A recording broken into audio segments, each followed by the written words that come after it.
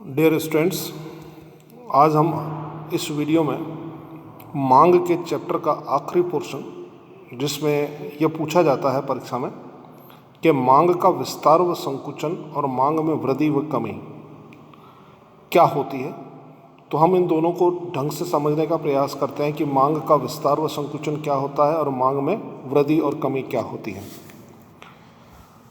इस पूरे प्रश्न में दो पार्ट बने हैं। पहला पार्ट बना है मांग में विस्तार और संकुचन, और दूसरा पार्ट बना है मांग में वृद्धि और कमी। बहुत सीधा सा प्रश्न है, किसी भी स्टूडेंट से पूछा जाता है तो स्टूडेंट्स इसको गोल मोल करके बात को समझाने का प्रयास करता है कि विस्तार और वृद्धि दोनों एक जैसी लग रही है, संकुचन और कमी भी एक जैसी लग रही है, तो इसका सटीक से जवाब नहीं दे पाता है। इसका सटीक सा जवाब यह है, जब किसी वस्तु की कीमत में परिवर्तन होता है और कीमत में परिवर्तन के कारण जो मांग पर प्रभाव पड़ता है उसको विस्तार और संकुचन कहते हैं, और जब कीमत के यथावत रहते हुए अन्य किन्हीं कारणों से मांग में परिवर्तन होता है तो उसे वृद्धि और कमी कहते हैं। एक लाइन का जवाब है। अब इसको हम पूरे ढंग से समझते हैं।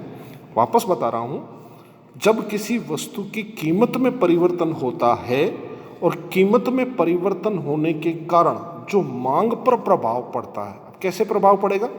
यदि कीमत कम होगी तो मांग बढ़ेगी, तो उसको हम विस्तार कहेंगे। यदि कीमत अधिक होगी तो मांग घटेगी, उसको हम संकुचन कहते हैं।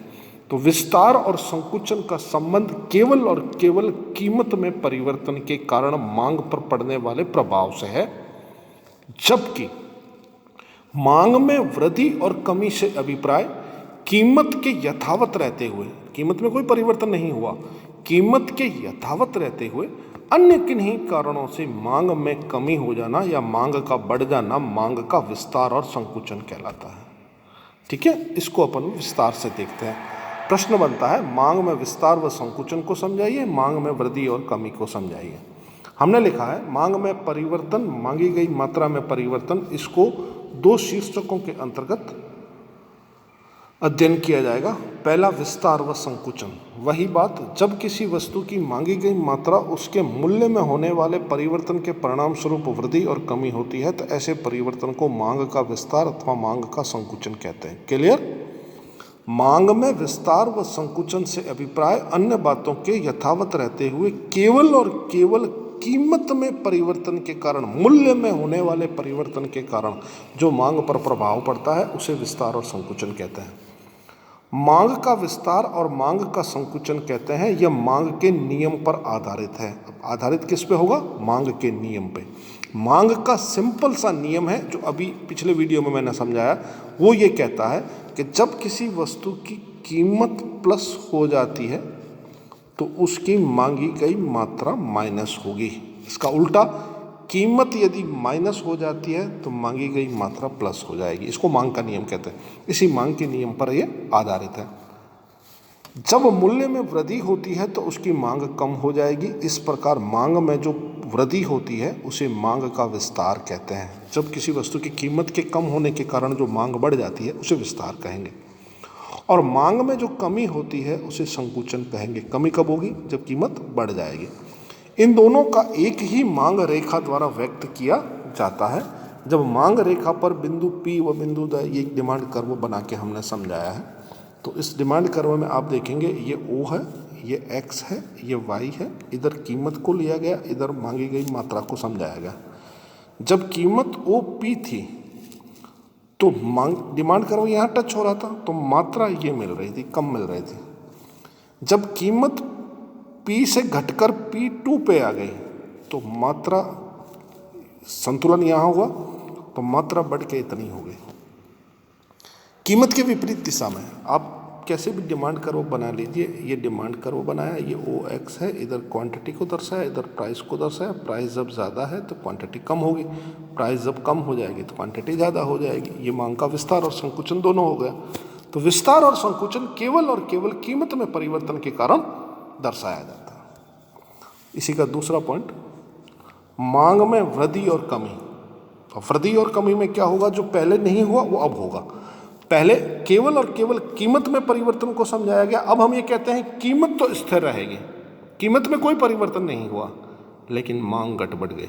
कारण कुछ भी हो सकता है, मौसम बदल सकता है, त्योहार आ सकता है, सीजन आ सकती है शादियों की, किसी के घर पे वैवाहिक कार्य होने के कारण एकदम से डिमांड बढ़ जाती है, या और कोई कारण हो सकता है। तो कई कारणों से आदत बदल जाती है, फैशन बदल जाती है, मौसम बदल जाता है, कीमत नहीं बदलती, उसके कारण मांग कम ज़्यादा हो जाती है, तो उसे मांग में कमी व वृद्धि कहते हैं। बहुत स्पष्ट शब्दों में लिखा है, जब वस्तु की मांग में मूल्य स्थिर रहे तथा अन्य तत्वों में परिवर्तन के परिणाम स्वरूप वृद्धि अथवा कमी होती है, तो इसे मांग में वृद्धि अथवा मांग में कमी कहते हैं। जब ऐसे किसी तत्व में परिवर्तन के फलस्वरूप वस्तु की मांग बढ़ जाती है, तो इसे मांग में वृद्धि कहते हैं, और जब ऐसे किसी तत्व में परिवर्तन के परिणाम स्वरूप मांग गिर जाती है, तो इसे मांग में कमी कहते हैं। इस बदलते मांग को परिवर्तन भी कहा जाता है। तो ये मांग में कमी और वृद्धि है, जिसमें कीमत स्थिर रहेगी, अन्य किन्हीं कारणों से मांग घटेगी बढ़ेगी। अब आप देखिए, ये पहला चित्र बनाया, कीमत ओपी थी, डिमांड कर्व नीचे वाला था, तो क्वांटिटी हमें ये मिल रही थी। अब डिमांड कर्व ऊपर वाला D1 और बनाया हमने, तो D1 बनाया, तो अब कीमत तो वही ओपी देंगे हम, लेकिन मात्रा हमारी घट बढ़ गई नीचे। और इसी चित्र को दोबारा बना के समझाया गया, इसमें डिमांड कर्व पहले ये था, अब नया डिमांड कर्व ये हो गया। प्राइस पहले भी वही थी, परंतु मात्रा पहले की तुलना में अब घट गई। एक बार घटा हुआ बढ़ा के दिखाया, घटा हुआ दिखाया, दूसरी बार बढ़ा हुआ दिखाया। तो ये दोनों चीज़ें ये बताती है कि मांग में विस्तार और संकुचन या मांग में कमी व वृद्धि यह बताती है कि कीमत में परिवर्तन हुआ या नहीं हुआ। अगर कीमत में परिवर्तन हुआ है, उसके कारण मांग में किसी भी प्रकार की कमी वृद्धि आई है, तो विस्तार और संकुचन कहलाएगा। कीमत के यथावत रहते हुए, कीमत के यथावत रहते हुए अन्य किन्हीं कारणों से मांग में कमी और वृद्धि आ जाती है। अन्य कारण जैसे मैंने आपको बताया, आदत बदल गई, फैशन बदल गया, मौसम बदल गई, रुचि बदल गई।